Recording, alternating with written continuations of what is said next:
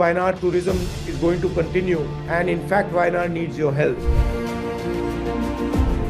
ഇപ്പോൾ മുണ്ടക്കയിലുണ്ടായ ഈ ദുരന്തത്തിനെ വയനാട് ദുരന്തമായി പർവ്വതീകരിച്ചപ്പോൾ റോഡ് സൈഡിൽ ഒരു പെട്ടിക്കട വച്ചിരിക്കുന്ന ആൾ തൊട്ട് ഒരു റിസോർട്ട് ഓണർ വരെ ഇതിൽ ബാധിച്ചിട്ടുണ്ട്. We all know that this is a localized issue. This is not pan Wayanad issue. But the impression outside Wayanad is that the whole of Wayanad is very dangerous, and so we have to dispel this idea. നമുക്ക് വയനാട് ഒരു ഭീകരതയാണ്, വയനാട് എല്ലാം നശിച്ചുപോയി, വയനാട്ടിലേക്ക് ഇനി നമ്മൾ പോയിട്ട് കാര്യമില്ല, അങ്ങനെയൊക്കെ ഒരു ചില തോന്നൽ വന്നിട്ടുണ്ട്. അത് വയനാട് ദുരന്തം എന്ന രീതിയിൽ മറ്റു പ്രചരിച്ചതോടുകൂടി വയനാട്ടിലേക്ക് ടൂറിസ്റ്റുകൾ വരുന്നത് വളരെ കുറഞ്ഞു പോയി. ദുരന്തം വന്നതിന് ശേഷം അത് വയനാടിൻ്റെ ഒരു കോർണർ ഏരിയയിൽ മാത്രം നിൽക്കുന്നത്, 1-2 വാർഡുകൾ മാത്രം.